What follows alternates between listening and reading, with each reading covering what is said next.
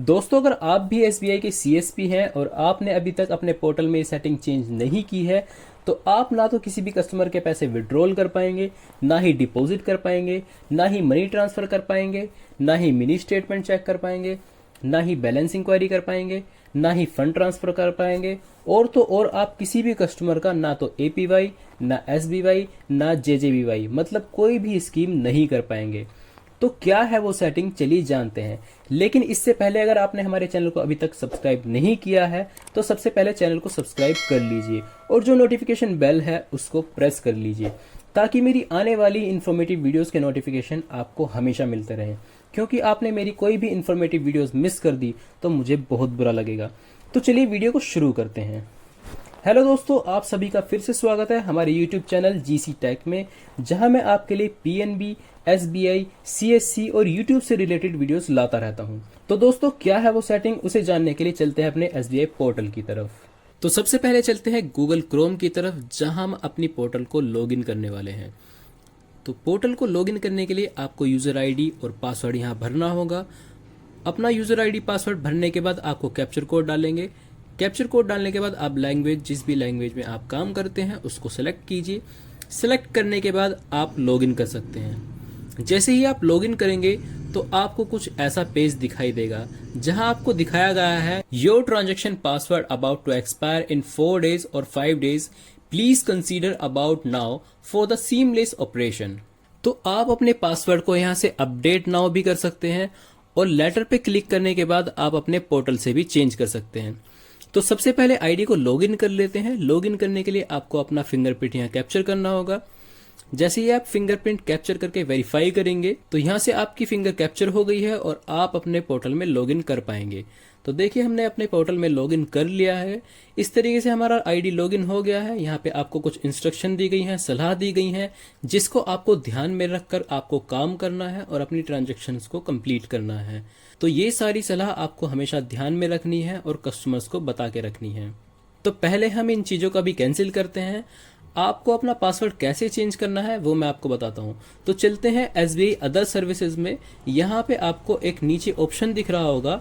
यहाँ आपको नीचे दिखाया गया है एक ऑप्शन जहाँ लिखा हुआ है चेंज ट्रांजेक्शन पासवर्ड। आप यहाँ पे क्लिक कीजिए। क्लिक करने के बाद आपको यहाँ दिखाया गया है करंट ट्रांजेक्शन पासवर्ड। तो आपका जो करंट ट्रांजेक्शन पासवर्ड है आप यहाँ से उसको पुट कीजिए, यहाँ से उसको टाइप कीजिए।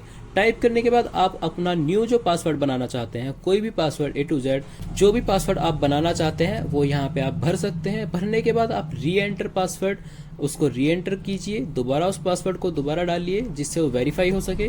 वेरीफाई करने के बाद आप जो भी पासवर्ड भर रहे हैं उसको ध्यान में रखें, क्योंकि मैंने कुछ लोगों को देखा है कि वो अपना ट्रांजेक्शन पासवर्ड भूल जाते हैं। तो भूलना नहीं है, आपको ट्रांजेक्शन पासवर्ड डालना है। ट्रांजेक्शन पासवर्ड डालने के बाद आप सबमिट पे क्लिक कीजिए तो आपका ट्रांजेक्शन पासवर्ड सक्सेसफुली चेंज हो जाएगा। तो इस तरीके से आप अपने ट्रांजेक्शन पासवर्ड को चेंज कर सकते हैं, जिसके बाद आप हर कोई ट्रांजेक्शन कर पाएंगे। दोस्तों, ट्रांजेक्शन पासवर्ड चेंज करने का एक और तरीका है, चलिए उसे भी जानते हैं। तो दोस्तों, अभी जो हमने अपना ट्रांजेक्शन पासवर्ड चेंज किया था वो पोर्टल को लॉगिन करके किया था, लेकिन आप दूसरे तरीके से भी पासवर्ड चेंज कर सकते हैं। जहां ट्रांजैक्शन पासवर्ड चेंज करते समय कुछ सीएसपी को बहुत सारी दिक्कतें आती हैं, जिसमें वो अपना ट्रांजैक्शन पासवर्ड सही से चेंज नहीं कर पाते हैं। तो चलिए जानते हैं क्या है वो समस्या और कैसे आप अपने ट्रांजैक्शन पासवर्ड को दूसरे तरीके से चेंज कर सकते हैं। दोस्तों, दूसरे तरीके में आपको अपने पोर्टल को लॉगिन करना है। लॉगिन करते समय आपको जो इंस्ट्रक्शन दी गई थी, जो आपको बताया गया था कि आपका ट्रांजैक्शन पासवर्ड 4 दिन में एक्सपायर होने वाला है, उसको चेंज कीजिए, तो आप वहीं से अपने ट्रांजैक्शन पासवर्ड को चेंज कर सकते हैं। चेंज करने के लिए आपको अपडेट नाउ पे क्लिक करना है। क्लिक करने के बाद आपको कुछ ऐसा इंटरफेस दिखाई देगा। आपको सेम स्टेप्स फॉलो करने हैं। आपको अपना करंट पासवर्ड यहाँ पे टाइप करना है। टाइप करने के बाद आपको न्यू पासवर्ड टाइप करना है। टाइप करने के बाद आप री एंटर न्यू पासवर्ड को टाइप कीजिए, मतलब आप अपने पासवर्ड को दोबारा भरिए। जो आप अपना जो भी पासवर्ड बनाना चाहते हैं उसको यहाँ पे दोबारा भरिए। दोबारा भरने के बाद आप जैसे ही सबमिट पे क्लिक करेंगे, क्लिक करने के बाद आपको एक एरर दिखाई देगा। तो दोस्तों, आपने जैसे ही सबमिट पे क्लिक किया आपको एक एरर सामने आ गई होगी, the password does not meet the password policy requirement, please provide a new password combination and try again. इसका मतलब है दोस्तों, आप जो भी पिछला पासवर्ड आपने बनाया था उसके जैसा ही सेम पासवर्ड आपको नहीं बनाना है, उससे हटकर कुछ अलग, कम से कम 8 अंकों का तो होना ही चाहिए पासवर्ड, ठीक है। लेकिन उससे अलग आपको कुछ ट्राई करना है। जैसे आपने अपने पासवर्ड में कोई लास्ट की 4 डिजिट डाली थी, उसको 2 अंक और बढ़ा दीजिए, या कुछ कम कर सकते हैं अगर आपने 8 अंकों से ज़्यादा का बनाया हुआ है तो आप उसको कम करके या ज़्यादा बढ़ा करके या एक नया पासवर्ड टाइप करके उसको चेंज कर सकते हैं। तो चेंज करने के लिए आपको सिंपली फिर से वही स्टेप्स फॉलो करने हैं। करंट पासवर्ड भरिए।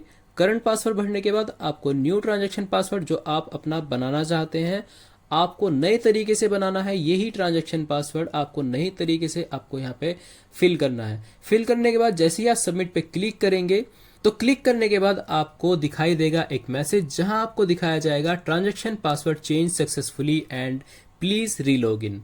तो आपको अपने पोर्टल को दोबारा से लॉगिन करना है। जो आपने अपना नया ट्रांजैक्शन पासवर्ड बनाया है उससे ट्रांजैक्शन करके चेक करना है कि आपका ट्रांजैक्शन पासवर्ड बिल्कुल सही है या नहीं है। तो अब हम अपने पोर्टल को फिर से लॉगिन करेंगे। लॉगिन करने के लिए आपको अपना आईडी पासवर्ड डालना है।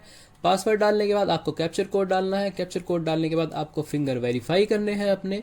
जैसे ही आप अपना फिंगरप्रिंट कैप्चर करेंगे, आप वेरीफाई कीजिए। वेरीफाई करने के बाद आपको मैसेज दिखाई देगा आपका, तो आप अपने पोर्टल में लॉगिन कर जाएंगे। जो सलाह स्क्रीन पर दिखाई गई है उसको ध्यान में रखकर आपको सारी ट्रांजैक्शन कंप्लीट करनी है। ये सलाह आपको अपने ग्राहकों को भी देनी है, जिससे आपके ग्राहक आपसे संतुष्ट होंगे और आप अपने ट्रांजैक्शन को सक्सेसफुली कर पाएंगे। तो चलिए एक ट्रांजैक्शन सबसे पहले करके देखते हैं। जैसे मैंने यहाँ पे खोल लिया है मनी ट्रांसफर, तो यहाँ पे हम अपने एक कस्टमर का अकाउंट नंबर पुट करते हैं। जैसे मैंने यहाँ पे टाइप किया, टाइप करने के बाद सबमिट पे क्लिक करेंगे। थोड़ा प्रोसेस करेगा। प्रोसेस करने के बाद यहाँ पे कस्टमर की सारी डिटेल्स ओपन हो जाएंगी। आपको यहाँ पे कस्टमर का अकाउंट नंबर सेलेक्ट करना है। जो कस्टमर का नाम है वो यहाँ पे डालना है।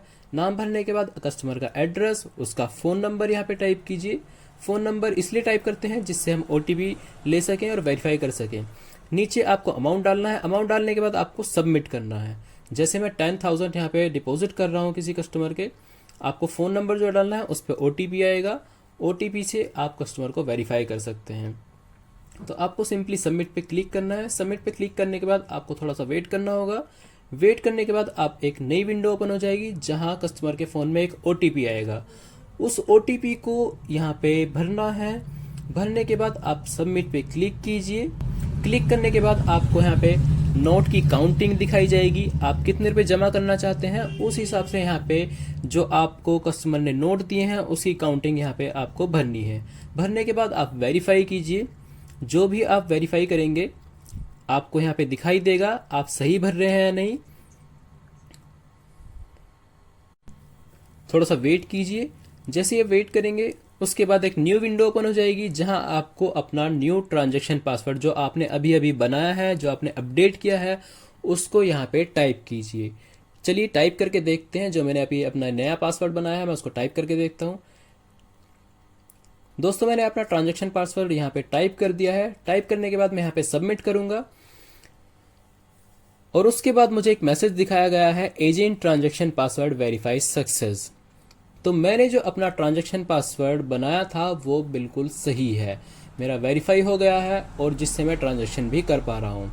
तो देखिए दोस्तों यहाँ पे कंफर्म का ऑप्शन आ गया है। मैं यहाँ पे मैं नाम वेरीफाई करूंगा, अमाउंट वेरीफाई करूंगा, कितने रुपए मैं डाल रहा हूँ कस्टमर के अकाउंट में, और यहाँ पे वेरीफाई करूंगा। वेरीफाई करने के बाद सबमिट करूंगा या कंफर्म करूंगा।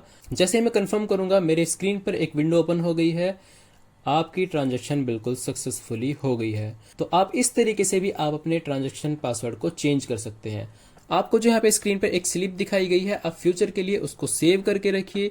उसका एक प्रिंट या कॉपी निकाल के कस्टमर को दीजिए, जिससे कस्टमर को सेटिस्फेक्शन हो जाता है कि हाँ मेरा पैसा मेरे अकाउंट में डल चुका है।